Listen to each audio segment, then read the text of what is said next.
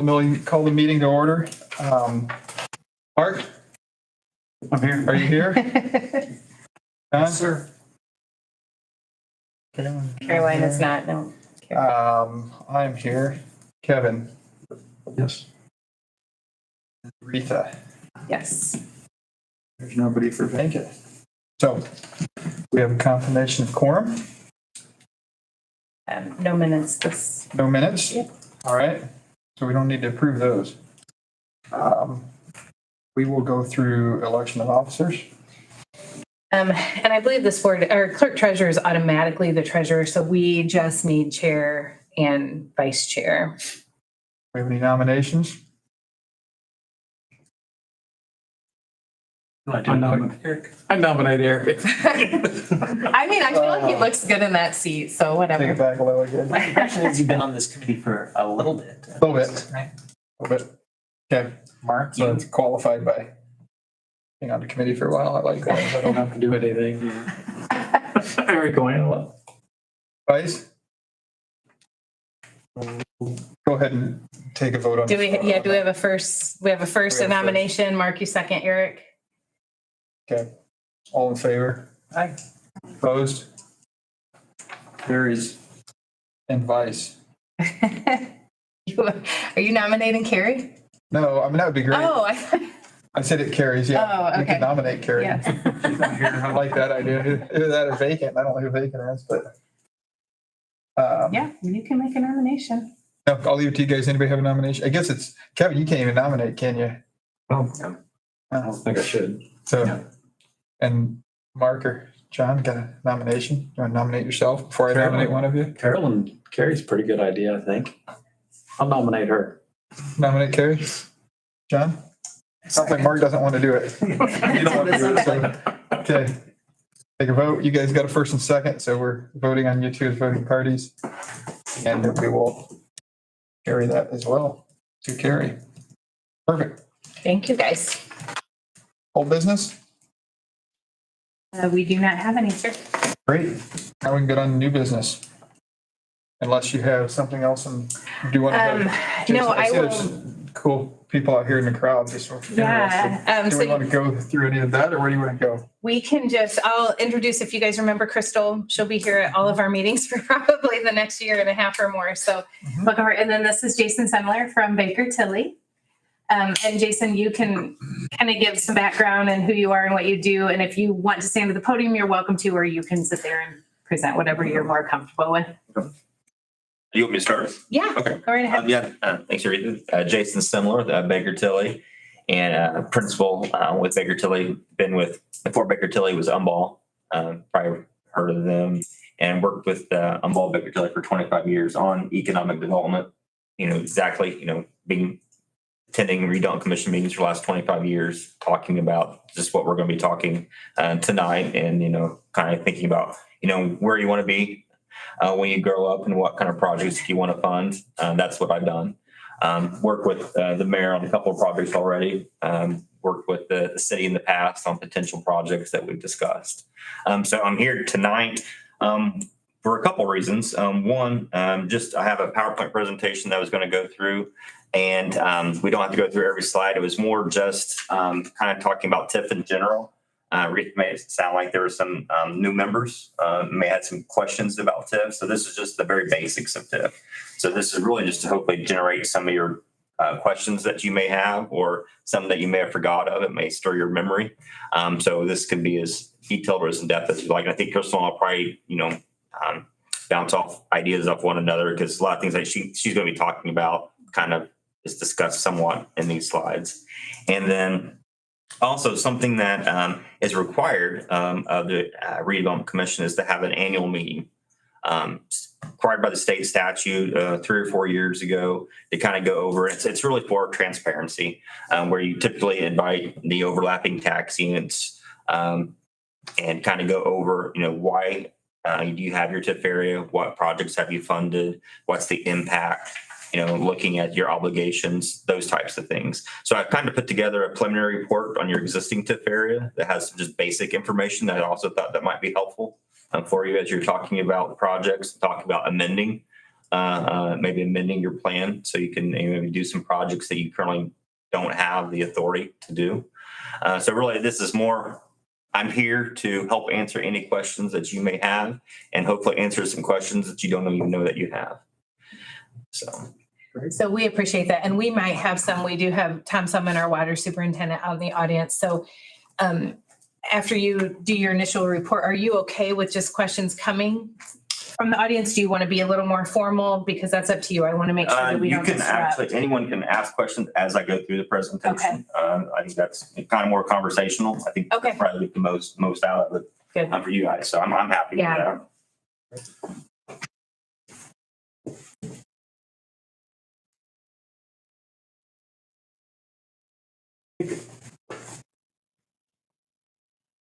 Did Rita tell you we had new people on the board? She just tell you we didn't know what we were doing. No. I just thought that you might enjoy some additional information. Thank you, Jason. I appreciate that. It's a refresher. He knows I'm new and he knows that I need all the additional information. So it's not just about you guys.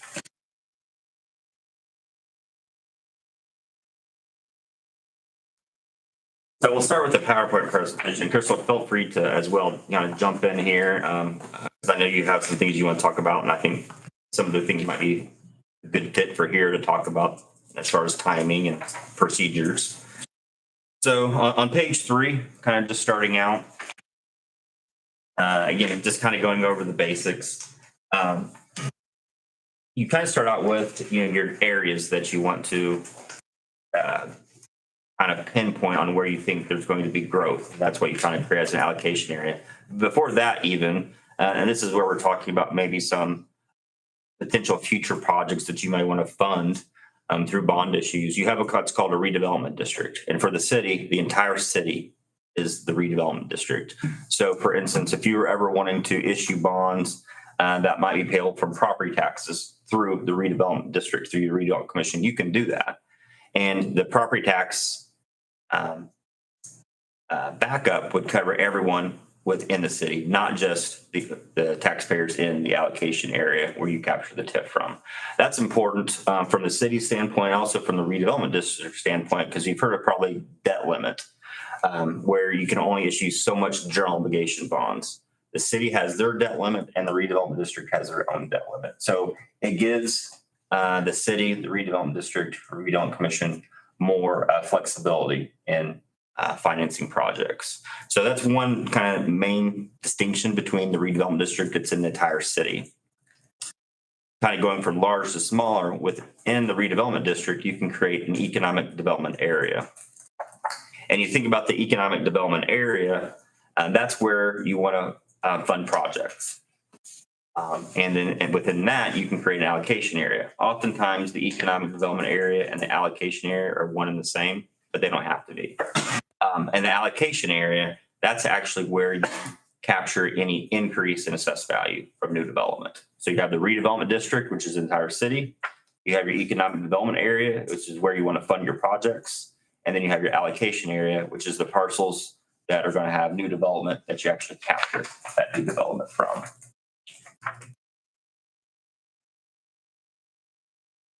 Kind of skip to page 5. And we say capture that new development. I know kind of the basics, the 101, but capture that new development, that's your TIF, the tax increment financing. Again, that's any increase in assessed value. So any new investment that's invested in that new allocation area, that's what you capture. And the taxes, the tax rate times that assessed value equals the property taxes that you collect and that you're collecting now, and you have been for a number of years that you receive every 6 months. The new investment, you automatically capture any new investment in real property. So real property means increase in land value, buildings. And then you can also capture any new equipment that's in the area. But in order to capture equipment, you have to actually designate the taxpayer who you want to capture the equipment from. So again, any real property, like in your current TIF area, any new building that gets built, you automatically capture that assessed value, that new assessed value. But let's say you have a manufacturer that comes in there and they build a new building and they also install millions of dollars of equipment. you won't capture that $1 million of equipment unless you amend your plan and designate them as a designated taxpayer to capture it. Otherwise, that new investment just gets added to the assessed value of your tax base by the city and the school, the township and the county. You can capture assessed value from multifamily, like apartments, certain condominiums. Typically, you can't capture residential or increase in assessed value from single homes unless you create a residential TIF area, which was just allowed a few years ago. We'll talk more about that.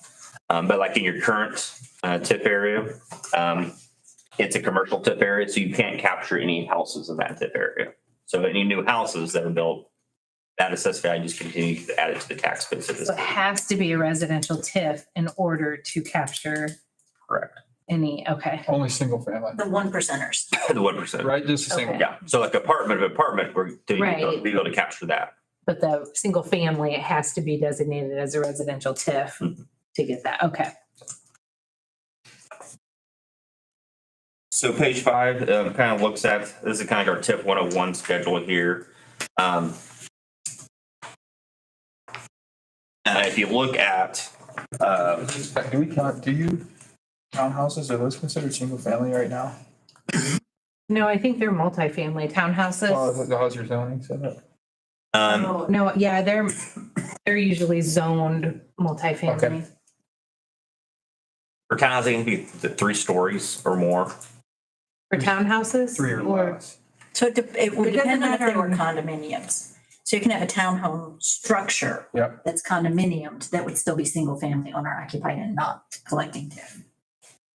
So it depends on. So it's ownership. So our So it's been zoning on doesn't ownership. matter. Yeah, the zoning doesn't matter. It's how it's ownership. taxed, because this is, they're Okay. pulling the information Makes from your sense. tax records. Okay. So if it shows as an owner, as a single family home, doesn't matter if it's attached or detached, it's still gonna be exempt from that. So if they're all owner occupied, it's more of a condominium style, which is typically, okay. Question. What if you have a company in the TIF area and they do an expansion and they add equipment and ask for an abatement? If they're not designated, then you can't capture the equipment, whether it's abated or not. If they are designated and you can capture the equipment and they ask for abatement, you still capture the equipment, but only as that abatement rolls off. So, and that's one question is can TIF and abatement work together? And they can, but just like, as the company taxes are delayed, but they continue to increase as the abatement rolls off. And that's when the TIF increases as well over time.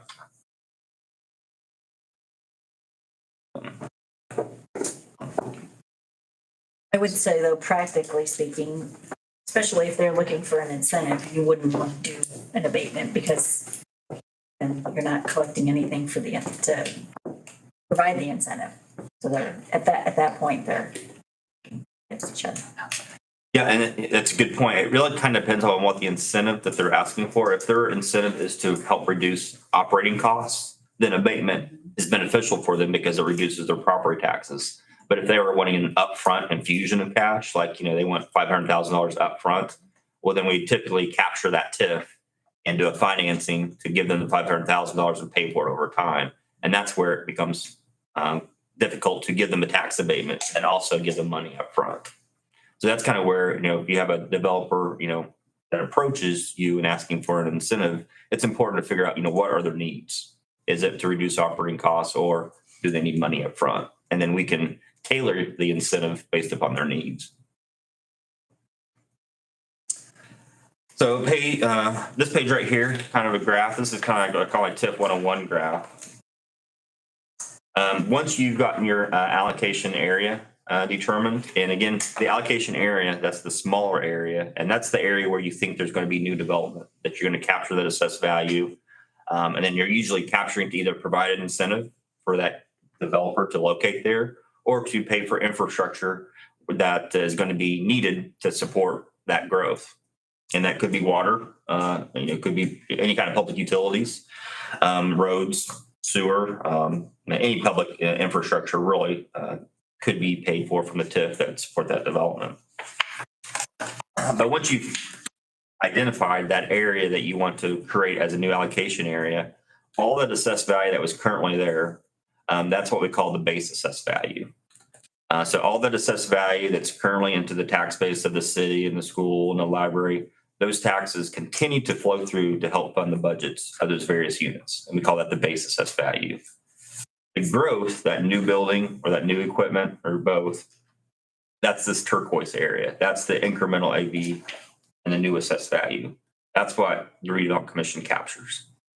And the hope, the desire of the Redevelopment Commission is to capture that new assessed value, pay for the capital projects in that area, and that area just continues to grow. And that's why this area continues to get bigger and bigger and bigger. So your TIF continues to grow.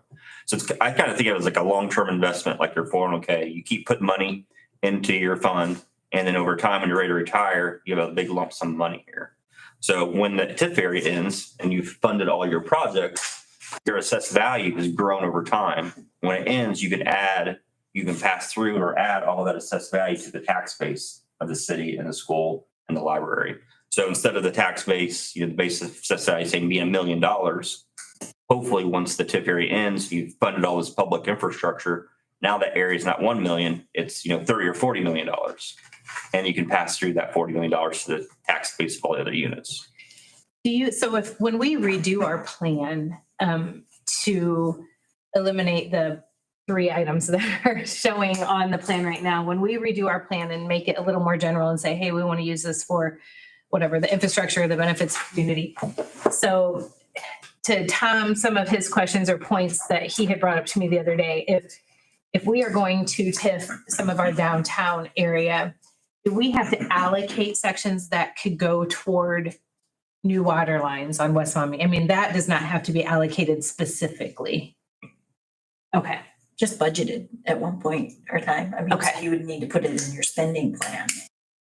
Moving forward, that's, those projects should be, as part of the plan itself is just the first step that lays out, hopefully generally, what you would like to use the funds for. But then each year, now that the law has changed, you're required to, but it was just good practice to do a budget like you do everything else. And working that budget in with the city's regular budget could be helpful if in fact you're trying to partner with other departments so that they understand what's available and what could be available For their infrastructure for or their roads or projects. whatever, yeah. Again, assuming the Redevelopment Commission has authorized those. And then that's how you would help build your budget so that you're seeing that these funds are not just budgeted, but there's potential projects that the city will undertake to do that. And so it kind of hopefully just incorporates the Redevelopment Commission and the budgeting cycle a little bit more into what the city's operations are. Okay. Yeah, the economic development plan, it's a very general plan of why you created the allocation area, what you're hoping to achieve. So we were talking earlier, so like you mentioned for water and sewer, I'd recommend don't be specific on you want to improve, utilities on, First through Third Street. You're just saying you want to provide public infrastructure, including water, sewer, roads, and just be very, very generic. That gives you the maximum flexibility for any potential project that may come down the road that you may want to fund. Yeah, and I think that's what we discussed, and I discussed with Tom. Like right now, our current plan is 2 streets out in our allocation area out by 69, Hetzler and Shoup getting repaved with both of those. I think Shoup was done, and then a water tower which has been built and lining some sewers. And it literally lists that out specifically right now. So it's like, that's it. So until we can update our plan and get all of that done and make it more general for infrastructure and things that benefit our community, we don't want to be as limited as it is right now. Okay. Yes. Okay. Yeah, that's a good approach. So the next couple of slides is just I'm kind of reinforcing what I've talked about just with some pictures. This page 7 is kind of showing, what the area would look like before new development. Again, that base assessed value times the tax rate equals the taxes. You go to fund the budget for the county, the school, the library, and the city. The next slide, again, as you identify your area, hopefully identify an area where there's going to be new growth. The important thing here is that base assessed value, those taxes they're not being taken away. No one's losing anything from creating a TIF area. So I know that's a big misconception, is that once you create a TIF area, there's units are going to lose money. And that's the point of this schedule, is those units are still collecting what they've always collected. It's just anything new. Now you're going to be able to collect that. Do you find on the back half of those 25 years, that's when that starts building up? Do you find that there's less places to spend it in that district and they're starting to add more districts to spend that? Or how do you find, because, at the end of 25 years, hopefully, like you said, you're collecting a lot more than you were year one. Mm-hmm. Where do you put that money? Because if the water's all done at that point in time, what do you put that money into? And unless you're like the donut counties, most communities don't have a problem finding projects. But it has to be inside that district. It has to be in serving or benefiting the district. So a good example that I like to use is utilities. So you may have a TIF area that's on the, say, the west side of the city, but your utility department's on the east side of the city. You could use TIF to help fund improvements to your water utility because it's benefiting your allocation area. Even though it's not in your allocation area, it's benefiting. Another common one is a main road that goes into your allocation area that supports a lot of traffic. It may not, the entire road may not be in your allocation area, but it's benefiting it. Okay. And it's not just the allocation area, it's that economic development area that I mentioned. That's that can be bigger than the allocation area. And that would be one good reason to do that. Is that fair? Right. How far out could that conceivably go? Like, say there was a narrow gas pipeline in the county. That's a good question. And I have some slides that talk about that because it just has to meet the reasonable smell test. And your attorney has to be able to Yes. handle it. And I talk about that because it is a good question because, it's a gray area. What is, in serving or benefiting, an allocation area. So you just want to have well documentation that, this benefits the area because of XYZ. And I talk about this in here too. And you want to be transparent because you have a number of different, individuals, taxpayers, departments looking at this, not just your constituents, taxpayers in the city, but, Department of Local Government Finance, State Board of Accounts. They're all, looking at that and they may have all their own interpretations because sometimes the statute is a little vague. So it's documentation is very important when you're trying to justify that the project benefits your area.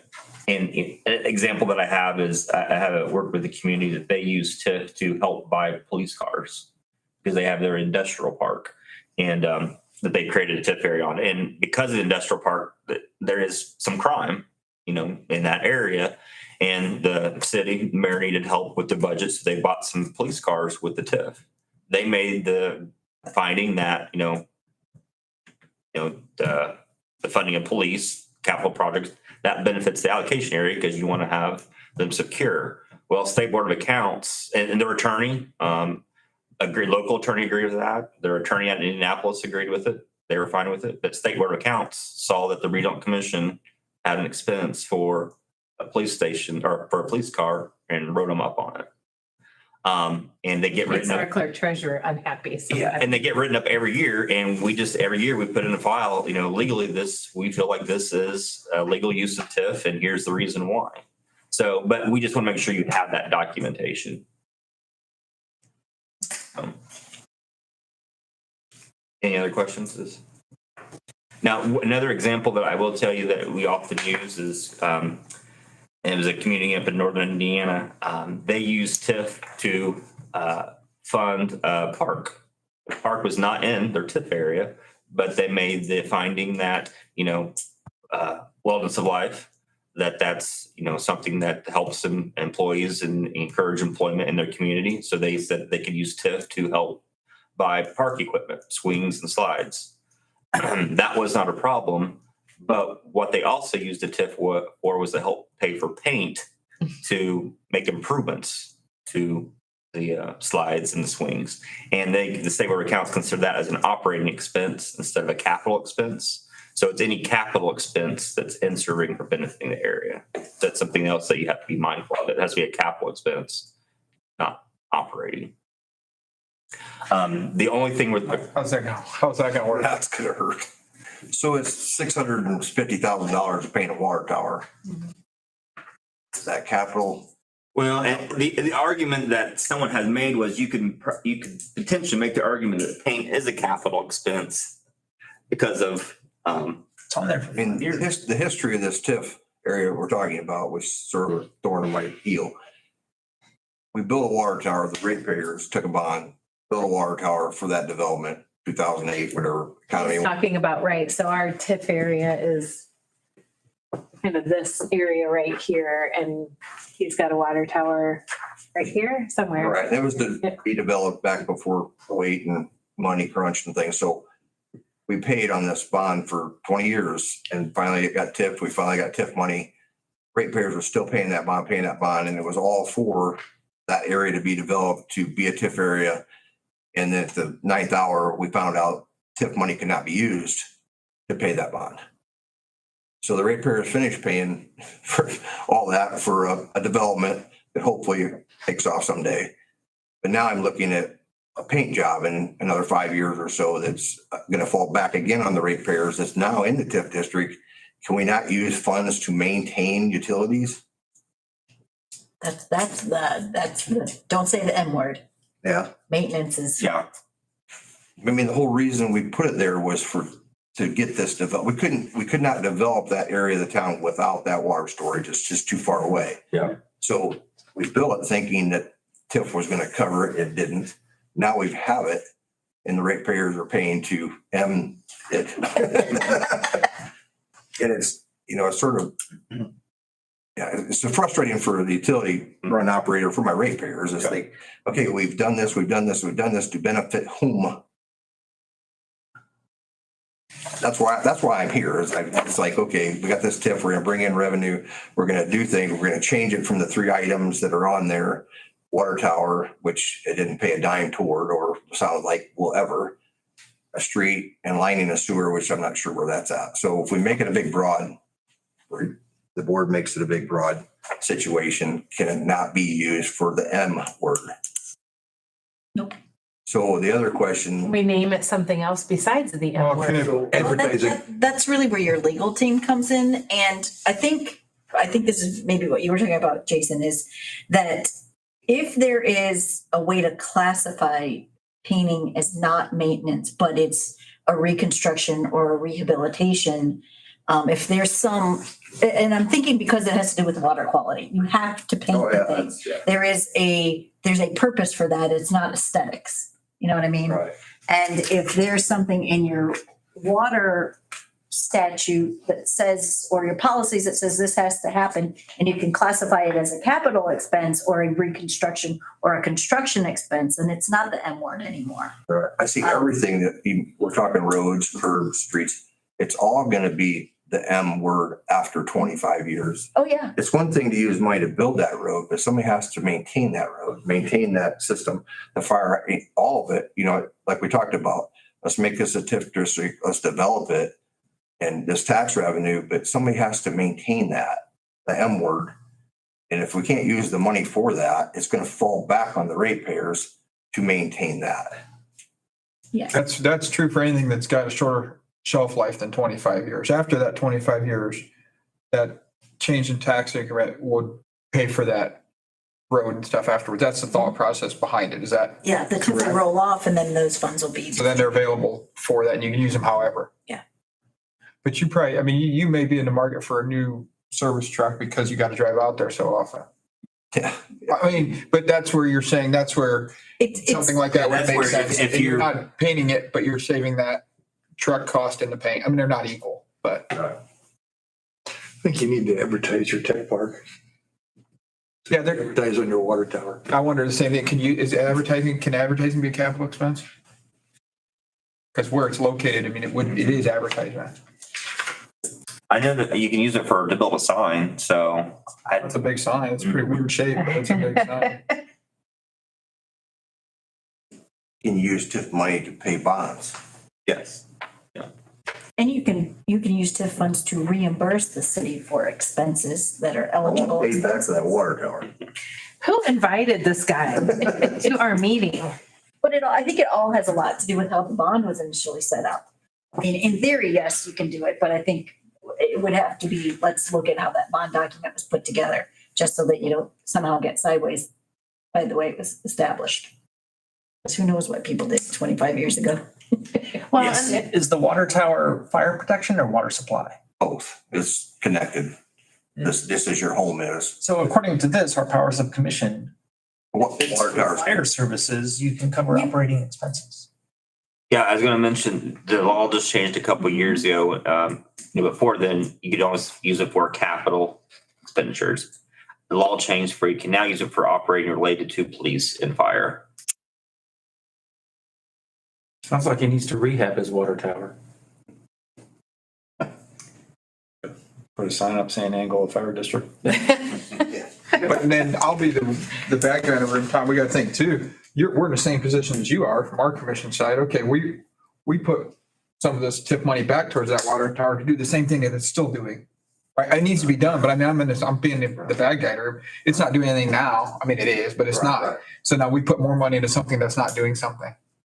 And it needs to be done, but If it fails. looking at it from both sides. Fire protection, yeah. Absolutely. But you see where Right. those decisions will have to be made, but. and it is good information for us as we look at expending our TIF and what that looks like and finally starting to do something. We've never bonded against our TIF. We've never done anything that has been even a little risky. So us figuring out what makes sense and how to do that, it's good info for all of us as we look at what we can do. We want to get creative. We want to spur development. We want that water tower to do something. We want it to have a purpose. So spurring that development out there, spurring the development north, if we go north and downtown and, higher density, things like that. It all kind of plays that role, and that's what we want to happen. So figuring out how we can start playing a role in that, because our commission just hasn't for many years. And we have a lot of potential things that can happen in our area, and we have not played a big role in any of that. And we have the ability to. So I think that it's all good info, whether you get your stupid money back or not. We gotta think about, from my end, the infrastructure is priority. We got a hotel or we get a new factory or we get a hospital to build out or whatever. That's great. It brings the taxes up, it brings in more revenue. But if we don't have the utilities, the gas, the power, the water, all that working together to make that and maintain that, it's not gonna do a lot of good when they leave or it fails, so. He does bring up a good point about what do you do with the additional maintenance cost for the extra infrastructure while the TIF is still active? That falls back on this. Well, and that was That's always the question. that was why the law was just changed a couple of years ago to allow for police to be used for police and fire, because there were some entities that were saying, yeah, we're getting all this growth, but this growth is incurring, requires to hire more police and fire and to be able to support and maintain all that new growth. But we can't use a TIF for the operating costs to pay for more, higher salaries or more employees. So that is a problem. The TIF can help fund the capital part of the need, but you're in the operating, sometimes The that's, city needs to be willing to take on the additional operations. But Or whatever you do. the TIF can act, you said as a capital source for the city? Did I hear you say that? As far as this, yeah, let's like so, the city could the city could pay for the maintenance operating through the TIF? Is that what I heard you say? No. No. It can reimburse for eligible capital expenses. So Okay. like if the water department would make an expenditure, TIF can reimburse that department if it's in your plan and it's an eligible expense under the TIF rules. It's not it's not money funneling to That's what I a was asking, non-eligible expense. No. It has to be used for an eligible expense. Now, kind of an example, I think you mentioned, if there was, a truck that they needed to buy, you could pay for the truck, and then that would free up the money that they could use it for paying on the water tower. So you can kind of get there in a roundabout way. And this is state, federal highway, what is 20, both? So does it? It's state and federal. So how does it TIF, does it play nice because everything's underneath that? I'm thinking if we talk downtown, right? Yeah, we've got. So we're dealing federal and state a lot. Is there any thing to consider with that, with the TIF and being that running right through the center of it? Well, It's our infrastructure. So I don't know what that would look like if it's like the West Maumee, what we were talking about initially, some of the lead lines or some of the things. The West Maumee buildings are a mess with their utilities, quite frankly. So when we talked about extending into that downtown, we've got some potential development that is happening downtown already. So what does that look like for us? And if we can create that TIF area and turn that around and help those buildings on West Maumee, does the water line run right down the street? That's your asset. I mean, that's. It is our asset. You It is can ours. use TIF to replace those lines. And at what point do they do, we're just jumping all over, hopefully you can get through Yeah, this. sorry. At what point do you, when we look at putting TIF districts in any other way, who is our resource? How do we resource what's projected increase in revenue? Good question. And when you're looking at, especially like, expanding your downtown TIF area or looking, a couple things you want to think about. Again, you can only capture the increases in assessed value. So any new development, anything that was there before, that's the base assessed value. But keep in mind that base assessed value is like, if it's the assessed value of the building's right here. If it goes below this, for like if those depreciate over time, or if they become obsolescence, or they can be tax exempt, any new growth first has to fill in that hole. Right. So it's very important when you're trying to identify new areas or areas you want to expand into, that you don't include parcels that you think are going to go down. That's what, when I think downtown, that's the question. You're not going to get a lot of incremental increase. Now, you might want to include them in your economic development area because you may want to make improvements. I can see that. But you may not want to include them in your allocation area. And your allocation area can look like Swiss cheese. You could pick and choose which parcels you want to include. So that's, as you're trying to identify that growth, that's the way you should approach it. So you should, yeah, okay. so you're kind of, you need a little bit of a crystal ball because the whole intention is that this needs to be in place before the improvements are made. Absolutely. So you're assuming improvements will be made. So you're trying to, be a fortune teller a little bit to say, okay, we think these areas are going to improve. And when you actually establish or expand that TIF, you have to make that comment. You have to, in your whereases, say that this area would not develop without this additional assistance in establishment of this redevelopment or economic development area. So it needs to be, a necessary requirement. You aren't just supposed to throw TIFs anywhere. I mean, you have to, as a board, make that statement that this is necessary to enhance or make the things happen in this area that we want to see as a community.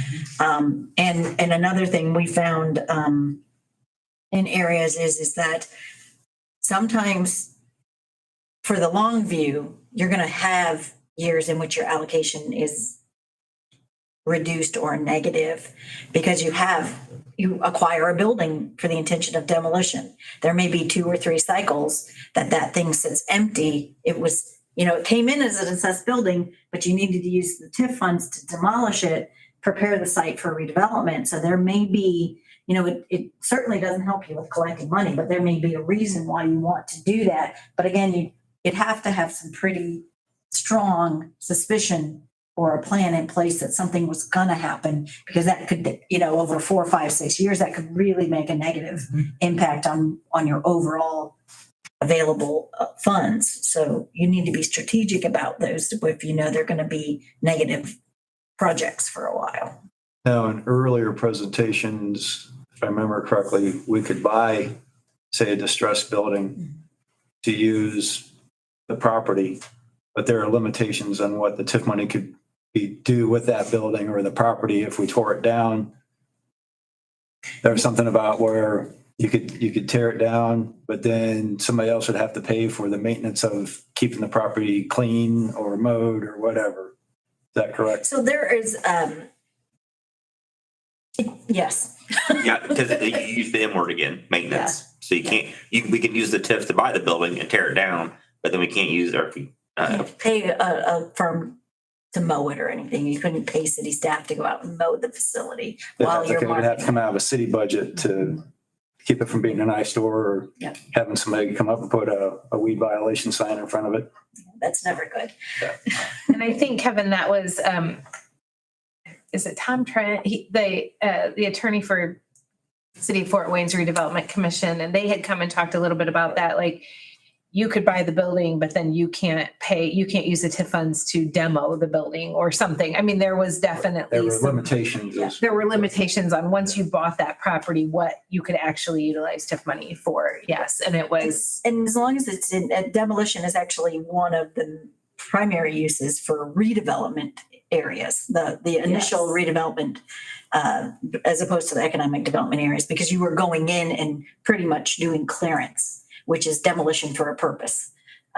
Right. And you're creating that infill site that's ready for new development, which is what I would love to get us to the point where we have enough money, we're able to do enough that we can be like, hey, look at us, because we've got this area and it's ready. It's got water, it's got sewer, roads are ready, or whatever that looks like, that we can say, we've got it to this point.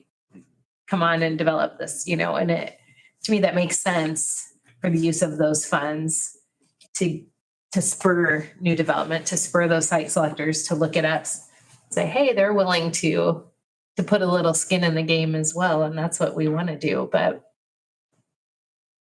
The other thing to consider when you're looking at areas, and if you do have some maybe development occurring and you're thinking about capturing, is an important date to think about is January 1, an assessment date, because that January 1 sets your base assessed value. So let's say, for example, you have an area you're considering expanding to or creating a new allocation area, and you get it done, the process done this year. The assessment date is whatever the assessment is of January 1, 2025, taxes payable 2026. So whatever that assessed value is, that's the base. Anything above that's captured. So for instance, let's say there's a gas station that's under construction right now, and it's going to be completed, by November 2025. You'd be able to capture that because the base is January 1, 2025, and it's not going to start coming on the rolls until January 1, 2026. So if there is anything under construction right now that, or some new growth that you may want to include, this would be a good time to be making those decisions to expand your area or create a new one, because you'd be able to create it if you finish the process before the end of the year. And that just going to prime your pump, start collecting revenue right away. So a little more, the TIF district we have is west of town. The lead lines we're talking about go to that district. I'm telling you, it's all tied together. It's Closer to town, yeah. But Nothing in the test district is, correct, but it's all tied together, correct? the whole town. You're right. So personally, I don't think there's enough margin. We're not talking about this, but there's not enough margin in assessed value in buildings and stuff downtown probably to capture that back. Does that make sense? But those buildings, we can't get anybody to do in those buildings because they don't have the water, the infrastructure they need to do that. But since that infrastructure is leading to our TIF district, can we use TIF money to work on those lines that come to our district rather than bring the downtown into it? You understand what I'm saying? Because that's a lot of times that's our biggest holdup is infrastructure.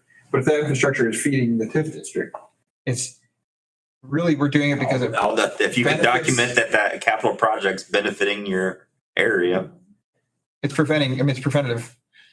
Even if it's benefiting another area, if you can make the argument that it's benefiting the allocation area, you can use the TIF to fund that project.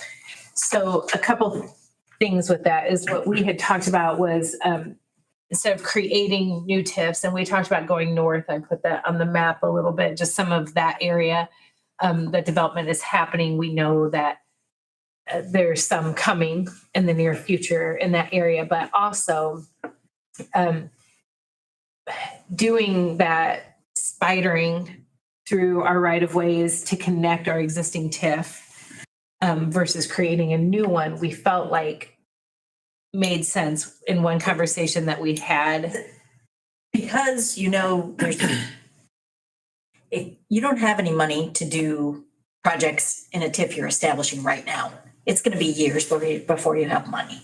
So when you have an established TIF that maybe isn't making millions of dollars, but there's money in there, if you can expand that TIF under the rules on how to expand it to cover the area you want to cover, then you have capital available to happen now. As opposed to, I mean, you can establish a TIF, but if you're not collecting anything through that allocation area, then you got nothing to do anyways. So the thought here is that there are proceeds currently available to do projects. So you just kind of need to connect them or make a very strong argument that whatever you're doing outside is benefiting the TIF area or serving the TIF area. So I don't know if the lead pipes are coming from this way and going out to the TIF, and while the water's passing on its way over there, it's getting contaminated. Maybe there's an argument there that you're trying to prevent contaminated water from the service area. But I mean, I think you have to be able to make the legal argument. Jason, Crystal, to whom or what body would you make that legal argument? Yourself. You would make a legal. Let me ask this. Suppose you use money, according to you, illegally for maintenance. Yeah. Who calls you to account and who makes that determination that it was maintenance and that's not appropriate? So it would come either from DLGF, because you have to do your annual reports to them to tell them how you spent your money. Or it could come from the State Board of Accounts, who also reviews your books. Or it could be a local person that says, hey, and I don't think that's right. Well, no, I'm looking at someone there or an entity in position to make a definitive ruling to either punish us or hold us to account. Well, and as Is there Jason. such a body? Does it go to court eventually? The park did go to court, and I can't remember if they did have to pay the money back or not, or if they just got their hands slapped. I can't remember. There are cases, they're fairly, I think that the key here is making the argument. And when you make, well, you as a board have to state, Yes. this is benefiting and here is why. Mhm. And when you make that statement, it needs to be defendable in court. Okay, so it does eventually get to court for Well, maybe. judge to make the smell test, if you will? Yeah. So, but when you write that, you need to assume somebody could take you to court. Yeah. And so that's when you have to make those arguments. They have to be sound enough that they would stand up in court. And I think it's fairly infrequent that someone, and what they're going to do is the court very likely will make you pay the money back. Or they could say, first time, do better. Or, there's a lot of things they could do. I don't think anybody's going to jail over it. But, it is not impossible. Chairman, I think the new chairman goes to jail. It is not impossible that a court could rule that it was not eligible and you would have to pay the How would money it back. get to court? Would the DGLF or the DLGF or State Board of Accounts sue us? How does it get before a judge? I don't. Okay. I think generally it has to be somebody with standing. Right. So I am not sure that the ones that end up in court aren't actually citizen driven. Some people can be pretty crazy. But I will also say, I think when I worked at the city, we didn't have any of these. So I don't know from practical experience, but I've read cases in which they do. And so a lot of times, which is why I always had my attorney provide a legal opinion on everything, and it was in the file. So then when State Board of Accounts came in and said, no, we don't think that's legal. And I would say, well, I'm sorry, my Redevelopment Commission attorney says it does. It is. And here's my proof. They could still give you an audit finding, but they aren't going to they don't, I believe, unless they think it's completely egregious, they would not pursue it any further than that. You may be a reoccurring audit finding, but so it's a reoccurring audit finding. You've provided your proof. And I mean, there's no legal ramifications for that. Okay. Again, the key is that you feel comfortable making that decision, and that if in fact somebody would take you to court, you could defend it. And that's just from a practitioner's perspective. Yes. So I know that we want to get through this PowerPoint and to save everybody's time. But one thing I do want to say to the board is that we have a potential for a developer that is looking at coming on a couple of blocks on Gale Street. And with that, they are looking at a loan from Indiana Finance Authority that is specifically out there to help with infrastructure. And so they are applying for that, hoping to do this higher density inside the downtown. What we are hoping to do outside of the lead lines and some of the other development that we know is happening in the downtown currently, is to maybe look at that if we bring our existing or new, whatever you guys end up deciding, is creating just an allocation area for those few blocks on Gale Street, and hoping to spur that higher density development in that area. So keep that in mind. It's not, we don't know a lot yet or what's happening, but that's something that I know the mayor was maybe going to speak on or bring up, or he's looking at me like I need to do it, so I'm doing it. But I wanted to make you guys aware because we hadn't talked about it. It's something kind of new. It's happening very quickly. We didn't want to lose a chance at the potential for the development. So we were like, yeah, we think we can make that work because we've talked about expanding our TIF. Clearly, that is the decision of this board. I know the mayor's hoping that that's what we're looking at as we're moving into the downtown. Again, not using any other TIF funds other than what's in that allocation area specifically for that new development if it happens. So just keep that. And is that mainly going to be apartment housing? Some office, Mixed use. retail. It's a mixed use. But yeah, second floor residential. Yes. So just a thought. Okay. Sorry, Jason. And a lot of these schedules we've kind of talked about, so it's actually good. On page 13, I'll just kind of quickly go over this. So we kind of talked about making amendments, and maybe Curtis, you may have already gone through this with the steps that you're talking about amending or creating or amending your plan to add projects. Here's the steps to do that. For all those things, you have to go through the same steps. So the first one is prepare or amend your economic or development plan. And then it goes first to this body, the Redevelopment Commission, who adopts the declaratory resolution, just basically declares, everything that you want to do. Then goes to the Plan Commission. And the Plan Commission just says, okay, what you want to do meets the overall plan of the city. They're not approving the TIF area now, they're just approving that, what you want to do approves the plan of the city. Then it goes to the City Council. Then it goes back to the Redevelopment Commission for a public hearing. And I mentioned all that because it does go to the city, goes to the Plan Commission, comes back here for a third meeting for a public hearing. So all those findings that we were talking about and all those projects that you want to fund, the public's going to have a chance to hear that you wanted to, fund this project. So that's going to be good in court because you can say, hey, we mentioned we wanted to fund this project. We mentioned in a public hearing, no one opposed to it.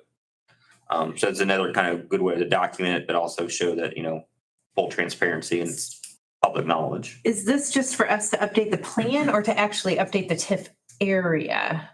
Both. Okay.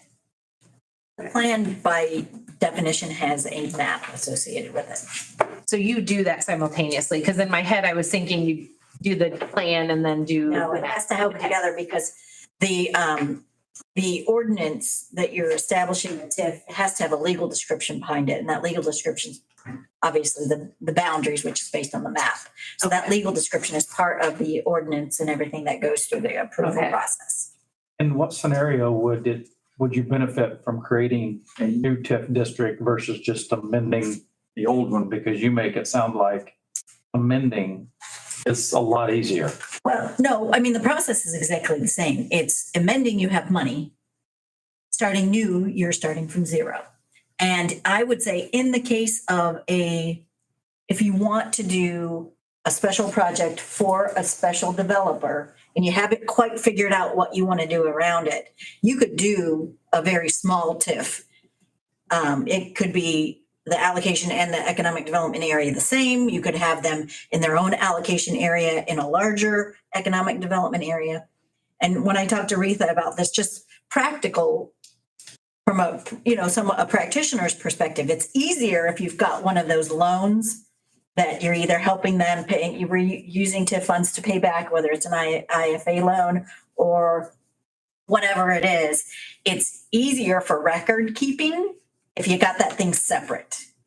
So even if it's in a bigger economic development area or a bigger TIF district, having a separate allocation area for it. So just, I think, a good practice. It's just easier to track that way. And that way you can prove to your public that you're not subsidizing the development, that the development is in fact paying for itself because they're only getting their own money. So dealing with this is going to take a while to do this. The process isn't going to be an overnight process. And so is the process for the developer to actually begin getting the approvals required for that, and that keeps pushing us out. Dealing with the abatement side of things on the development, as a developer, we can't have that development be public knowledge until the abatement has been approved, because it doesn't pass the test as far, why are we giving this abatement to somebody who's already going to do this project?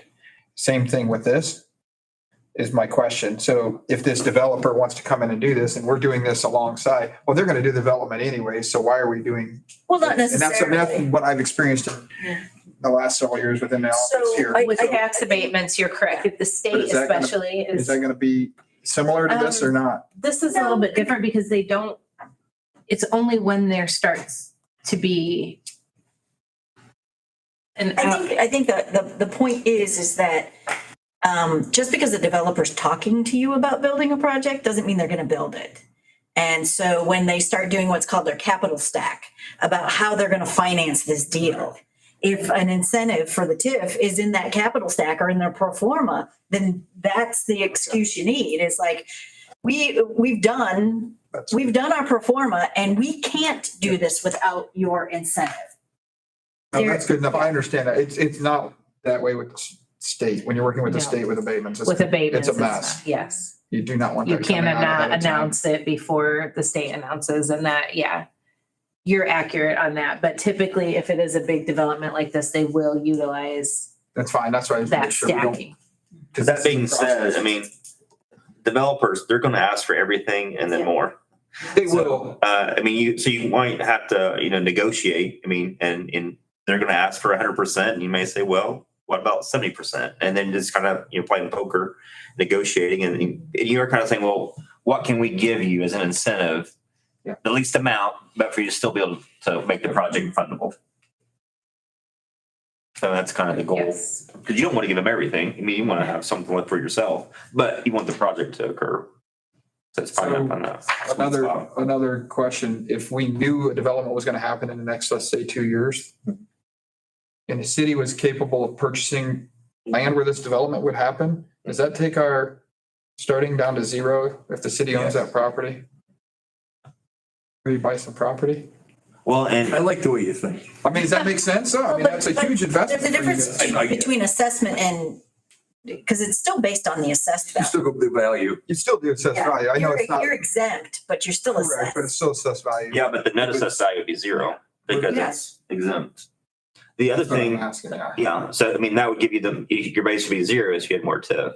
Correct. The other thing that I always, recommend to communities that have, some money and you're looking at developing, if there's land out there that's Mhm. you can buy or option that you think that will be developable in the future, that's a tremendous asset, because then you can control Mhm. that land and who locates there. And then you talk about the state, oftentimes the states will get, potential companies that say, we need, 20 acres.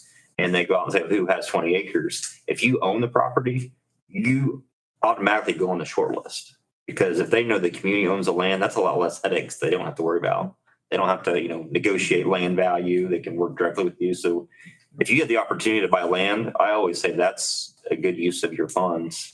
But in our existing plan, it's set that we can't purchase any land. And so that is part of that updating of our plan. Is right now it's stated that we, as a redevelopment commission, the city cannot utilize us to purchase land, and we cannot do that. But with our new plan, I think that we as a commission can decide, hey, this might make sense for us and maybe we can set some things up for development. Maybe being able to purchase land makes sense and that put it in our new plan and move forward with that as well. Yep. Good And, questions. You not only have to allow yourself to do it, but then you have to have an acquisition list as well that's published. And you do have. Crystal, do you have to keep just adding stuff? It's all in that little sheet. It's in that little sheet. And You want to be careful about that. It's kind of the opposite, I think, of what you're saying is the acquisition list is, if you do have, Yeah, they could they come in and buy that. yeah, they think that now all of a sudden they think their money, your land's worth more. So We might want to add some stuff on there you want somebody to buy. You don't want to own. Get in a bidding don't war. give him any more ideas either. I don't know how much time. So just a couple more slides I thought might be Yeah. helpful. Page 18, so what are some risks of TIF? I think this might be a good schedule for you to kind of refer back to as you're looking at what parcels you may want to include or not include in your TIF area. If you're thinking about, risks of TIF, if you're thinking about bonding for TIF and, who's going to take on the risk, the developer or the city, development, oftentimes get delayed or it doesn't come in assessed as high as you think. Taxpayer can appeal. So that's if you're ever doing a developer type project and you're offering them an incentive, I always recommend that part of the agreement is that they can appeal during the life of the bonds. And that's something you can dictate. Just general decreases in value, the company goes out of business, especially if you're looking at equipment. It's easy to move equipment from one place to the other, so that equipment's more risky. Natural disasters, earthquakes, company comes not for profit, and then of course always have the state that could come in and wrench some things. So those are just some things to think about as you're. You guarantee every 2 years they're gonna. Well, and this year especially, there's been to a number of conferences where legislators have talked and they said, they're really looking at property taxes, income taxes, and TIF. They said, what the way things have known for the last 25 years, it could be turned upside down. So they're always tweaking TIF. Every year there's doing something with that. But yeah, that you just never know. And then page 19, I think, Rita, I sent you another more formal, but just page 19, and here's all the different important dates of the Redevelopment Commission. January 1, your organizational meeting, which you just had. April 1st, the treasurer's supposed to present a report to the council. April 15th, as you know, there's a DLGF reporting requirement then. June 15th, you have to make a determination if you have any excess assessed value that you want to pass through. The auditor's office neutralizes assessed values every year for the base when they certify. And then Crystal mentioned just recently, this year was the first year you have to put together a spending plan. That was due December 1st. And then also the annual TIP presentation that I talked about. So that's just some important dates and requirements that I just threw in here as a reference. Thank you. Yeah, good. That will go on my bulletin board. I'll add it to my other important dates. Those are, again, it's just some highlights of the TIP, but I know we talked about a lot, but I'd be happy to answer any other questions that you might have before I go through the other report on the specifics of your existing TIP area. One thing that may have pigeonholed us a little bit with ours expanding, and I asked for this, when you guys do those, do you find that the whole district goes to one developer, or do you have multiple developers in a district? Because they kind of they can help control, they have the ability to control the growth of that. It could be fast, could be slow. I guess it depends on what you're trying to accomplish. If it's just general type projects and you're just using all general revenue, then the more companies, the better. But if you're trying to provide an incentive like this developer that we're talking about, then it's better to have a specific set alone allocation area. I think that was the answer, is the allocation area and the developer kind of may go hand in hand. Correct. As opposed to the big picture. Yeah. Just for a prime example that, again, I'm always going to pull from the city of Elkhart because that's where my experience is. We have a downtown TIF, which is one of the old legacy TIFs. But within that is 4 allocation areas. Because every time they do a developer bond, they establish a new allocation area. So again, it's all the big TIF, but they have allocation areas so that they can control how that money is collected and spent, and so that the general area is not subsidizing those individual developments. Okay. And so it's, in that situation, you have kind of the three big developments and then everybody else. So like in your example, what I think we talked about was, it's in an existing TIF area now, correct? I'm sorry. The developer that we're talking about? No, it would be in downtown. No, this one would be closer to the downtown. Okay, The so- existing tip area is out towards Okay. 69.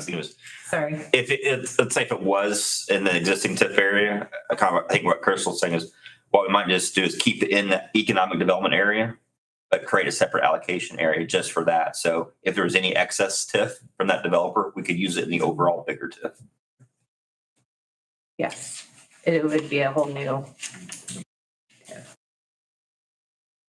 Well, just real quickly on the next report. This is your existing TIF area and some information that I put together that I thought might be helpful as you're thinking about amending it and also thinking about what projects. Page 1 just has a little background information when your existing TIF area was created in 2009.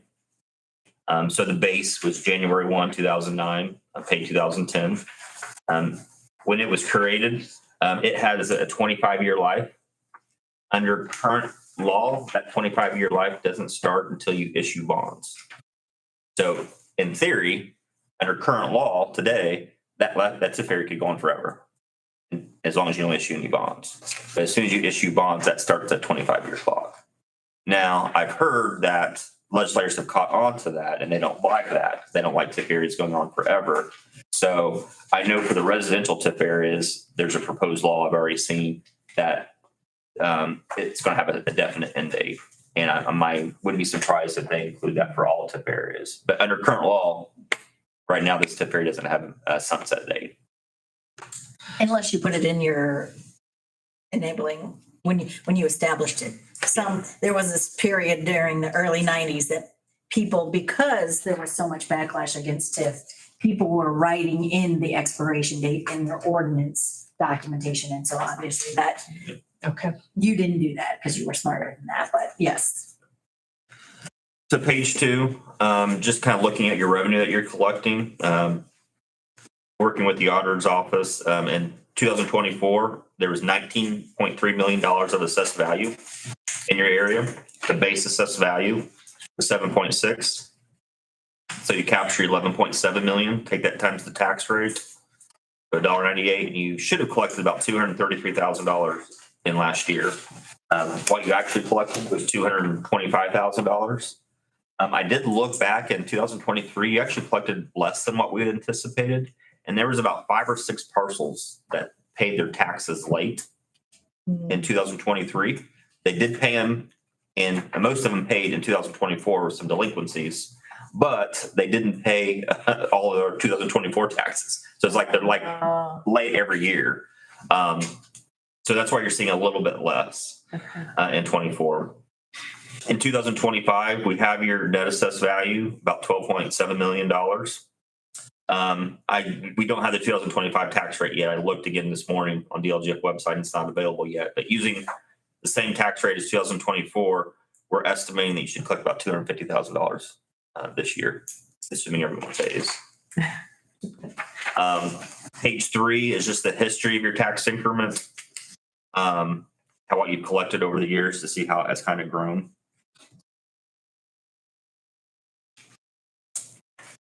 And then one schedule, page 4, this is something we actually put into a report that we did 3 or 4 years ago, just kind of explaining the projects that the city had funded from the TIF when it was first created and kind of what the plans were. We didn't get the specific plan was, but it was, for street, sewer, and water. But what I really want to Pretty green water tower. What I really want to show you is on page 5, because again, this I think is important for this group, but also to the citizens in the community as you're going out and talking to them, kind of the impacts of TIF. So scenario 1 is the present situation. This looks at the 2024 tax rates, the assessed values, and the property tax levies. So basically the budget that's payable from property taxes. And if you look at the city of Angola, kind of there in the middle of scenario one, you can see the budget kind of start on the right side and work your way left. The city's budget that's payable from property taxes is $6,261,000. The tax base of the city is $593 million. So that's basically all the assessed value, real property, equipment, everything that's not in the TIF area.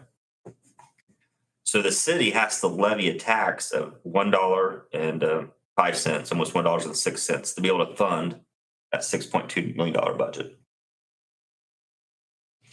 QCAP Development Fund, that's a little different. You can cap that rate at 5 cents. So it's just the 5 cents times the tax base, and the city collects $296,000. And you do that for all the different tax units, the county, the city, the school, the library, waste management, add up all their tax rates, and that's how you get to the $1.98. You see that box there, the $1.98 times the $11.7 million of incremental AV, that new growth. That's how you calculate the $233,000 that you collected in 2024. Wow. But let's say that you don't have any projects that you want to fund, and you want to and you don't need to capture that $11 million, and you want to pass it through to the tax base. Most units are at their cap, their maximum levy cap. The city can't raise another penny because they're at their cap. So if you look at the city, their budget doesn't change. It's still at $6,261,000. But if you look at the tax base, if you don't capture that $11 million, that AV just gets added to the tax base of the city. So now the tax base goes up from 593 to $604 million. Since this budget can't change, but now your tax base is increased, now the city only needs to raise $1.03 instead of $1.05. So it can reduce what it needs to levy on property taxpayers by 2 cents. As I mentioned, the QCAP Development Fund for the city, that rate doesn't go down. The city can keep that at that 5 cents. So that extra $11 million of AV added to the tax base, that would look in the far right. The city would be able to capture an extra $5,800 in their CCD fund. So if you do that for all the different units, you can see the tax rate would go down by about 2.5 cents. If you look at the county and the city and the school and everyone else. But to do that, you'd be foregoing that $233,000 that you collect every year for TIF. The misconception is if you were to end your TIF area, or if you were to pass through 100%, the city would get part of that $233,000, the county would get part, the school would get part. But you don't capture dollars, you capture AV. So that's what people see as an increase in AV, which decreases tax rates. So I think that's important because as you're thinking about, passing through assessed value or funding projects, is where do you get the most bang for your buck? Keeping that $233,000 and paying for utility projects or roads or something else, or passing it through and reducing your tax rate by 2.5 cents. Because a lot of people think that, again, if you pass through in your TIF area, city and the school and the county is going to get this windfall of money that they didn't get before. And that's just not how it works. And I have always heard that when we talk about expanding TIFs or creating a new TIF area, that the school or, that it's like, oh, you're taking away, but we're really not. Okay. Oh, I'm glad there's people that work numbers. That's a lot. So once that comes out of TIF, then it goes back the other direction though, correct? Like that 1.03 or 1.5, it's going to drop back down because that comes back on. You mean if that 25 years is up or we? Yeah, when the 25 years It is goes up. back the other direction. Yeah, well, the goal is But there's more value there. Yeah, right now it's $11 million. Our goal is to keep collecting that $233,000 and growing your area. So in 25 years, it's not $11 million. It's $30 or $40 million that we're going to be able to add to the tax base. And instead of seeing a 2.5 cent tax rate reduction, it's more like a 10 cent rate reduction. Yeah, what he said. Yeah. Thank you, Jason. Wow, that was great information. Does anybody have any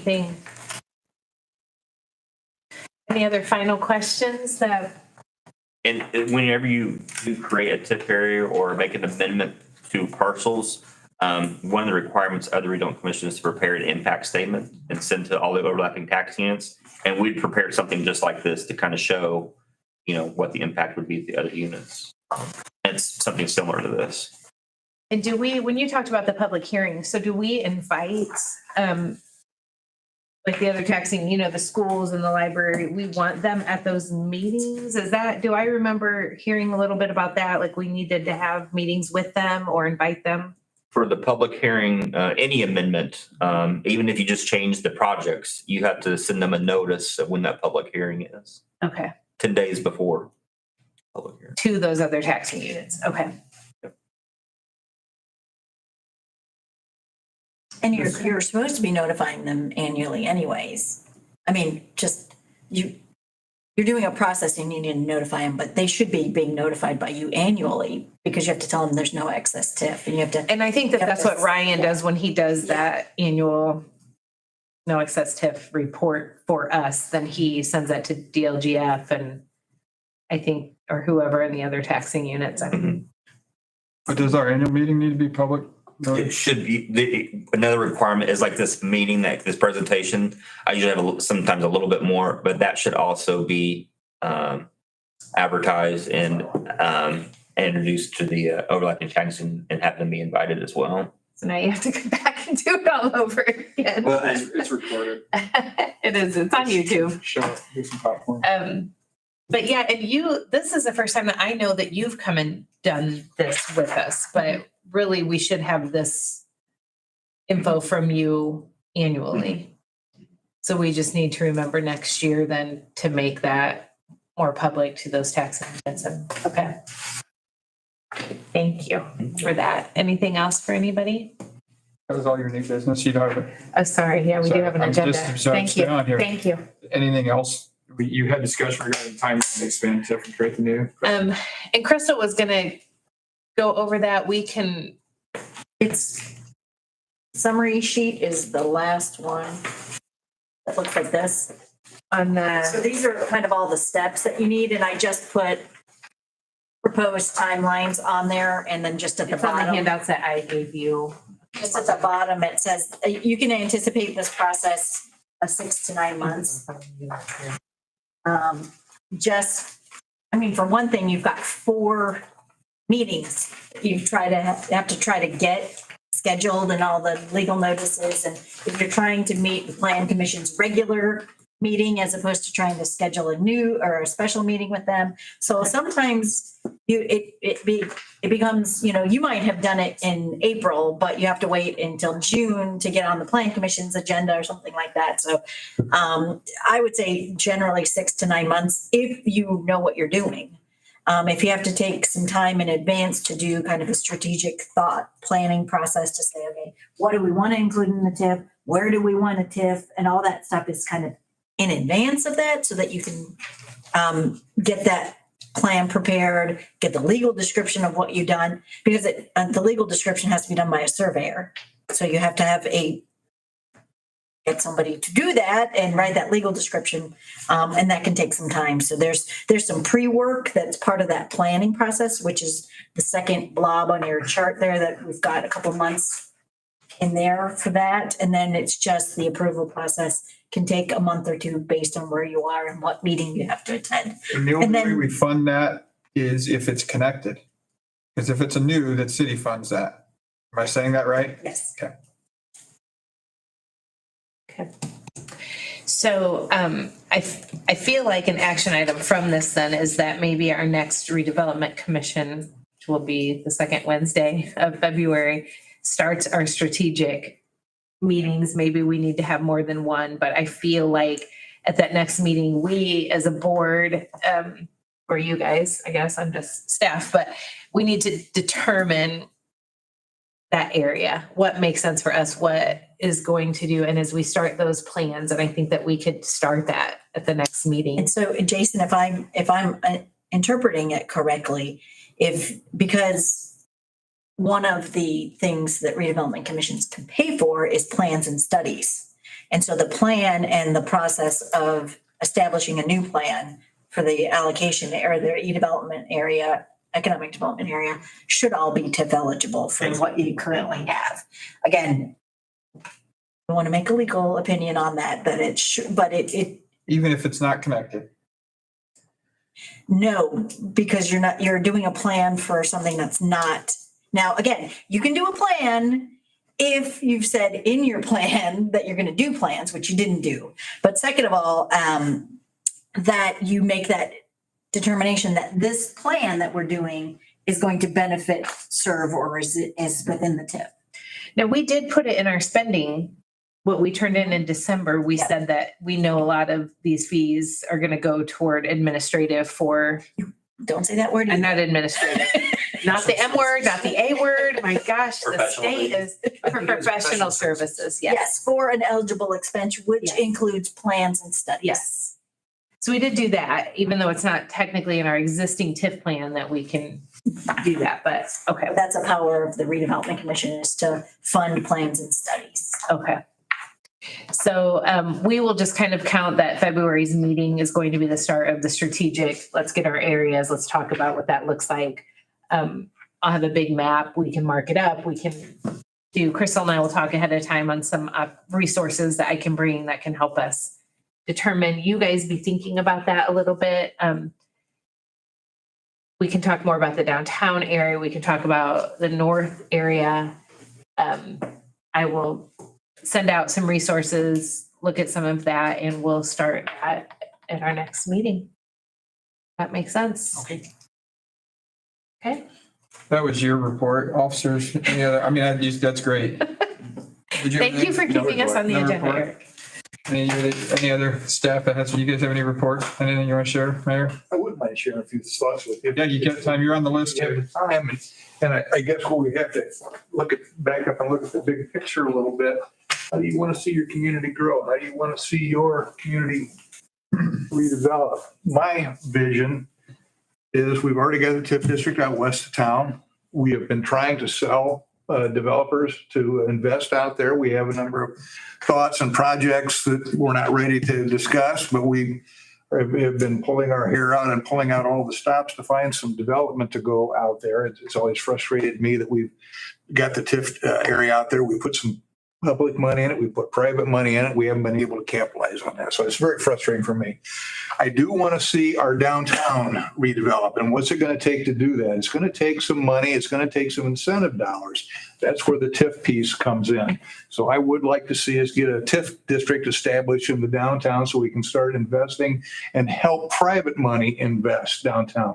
We spent a lot of money publicly making the downtown look beautiful. We've done all kinds of beautiful beautification projects, the sidewalks, the lighting, the mound.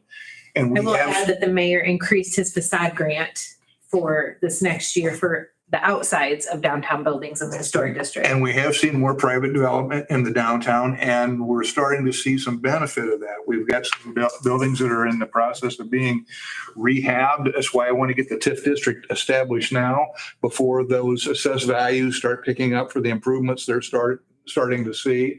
We have been talking to a developer about a mixed-use development in the downtown area.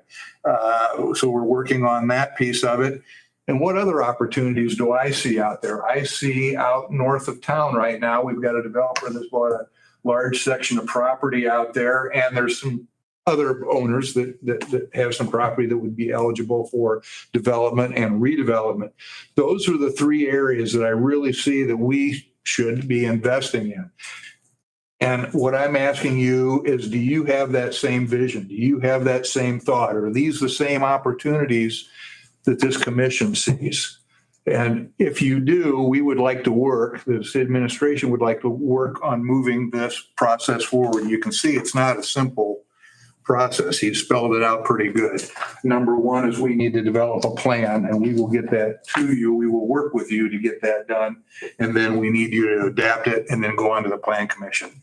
We need to start working on this. We need to start moving forward. We need to stop talking. We need to start taking action. And can I kind of get a consensus that this board would like to move, or this commission would like to move in that direction? I'm seeing a one shake. Everybody else kind of agreeing. Do you see any other opportunities out there? And I'm asking this commission as citizens of our community, do you see any other opportunities for redevelopment that the administration is not looking at? What ideas do you have? Did I read last year that the city acquired Center Lake? Yes, we do own that. Or anything around it? We would like to consider putting a park around it. We would like to consider paving a road going back to it. I know our Parks Department would like to put a pier out there to have access to Center Lake. The water test's fairly clean. I'm not sure I'd want to stir up the bottom very much, but the water test's very clean. There's a lot of wetlands around it that filters it.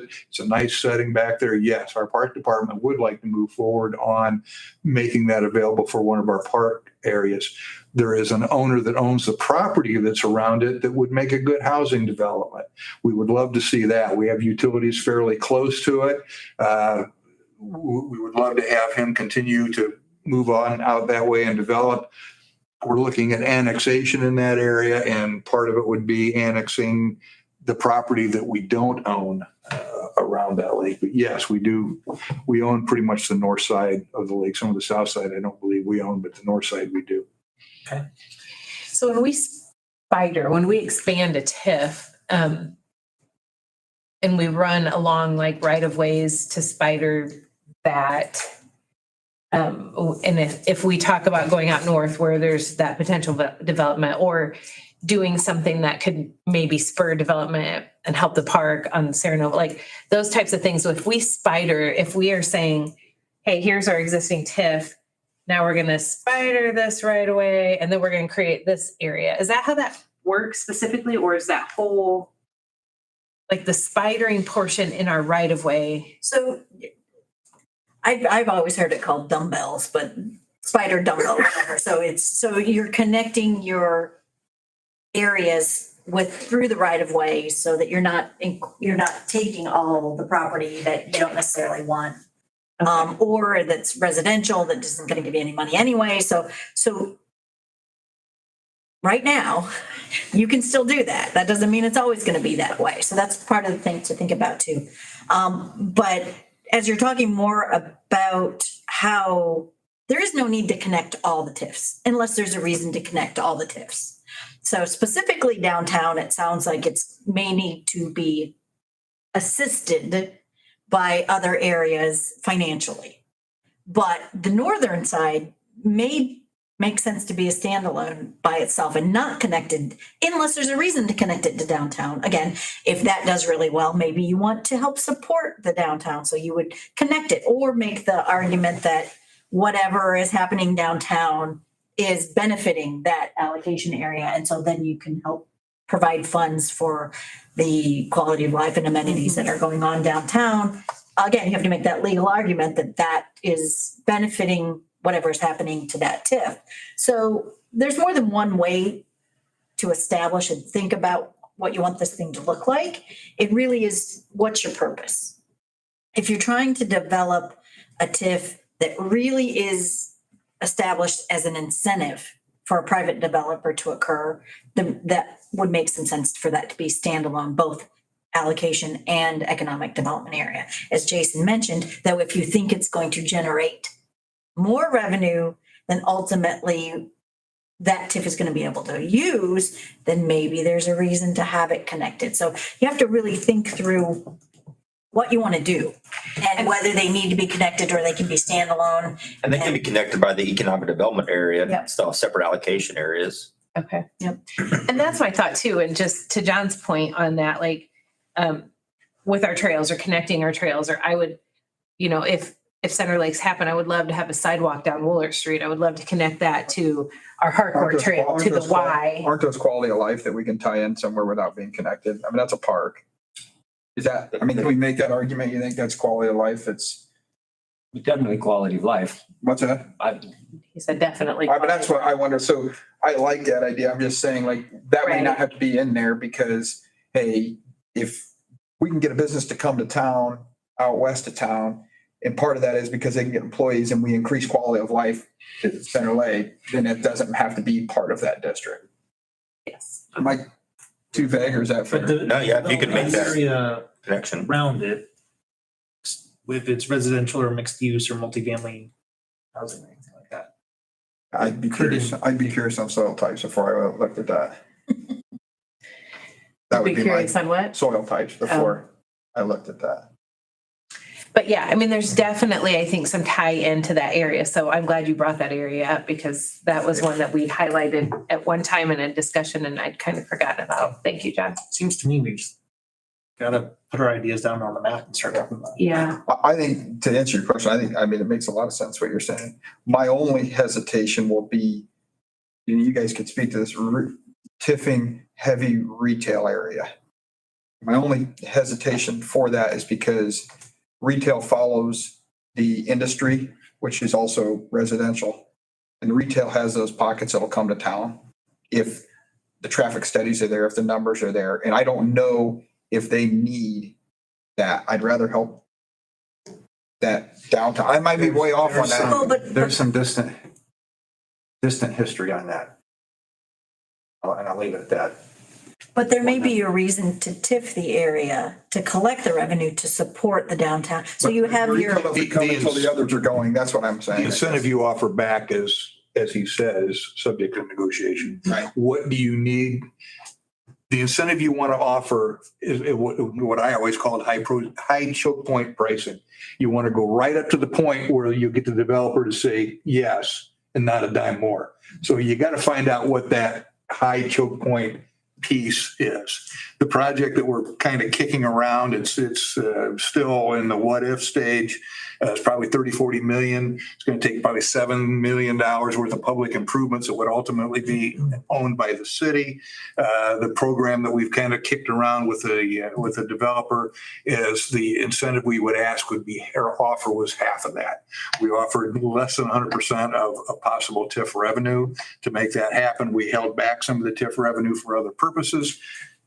Right now, they're still on the hook and they still want to keep moving forward with talks. So we kind of found out what their appetite is, what their acceptance of risk is, and what their high price point or high choke point price point is of what we can offer them to keep the project moving forward. And that's a subject of negotiation. But that's What he exactly, said. that's what you have to do. Yes. You understand what I'm saying? Yes. Like, the industry brings Yes. people. Yes. Residential is needed for the industry. The retail, sorry, I made it. They follow everybody else. You may not need to offer them any That's what kind I'm of saying. incentive. They're going to want to be here anyway. Maybe they'll even pay a premium to be. You never. Correct. Well, You got to look at it case by case. and those terms have changed because 10 years ago it was jobs or people follow jobs. And now in economic development world, they say jobs follow people.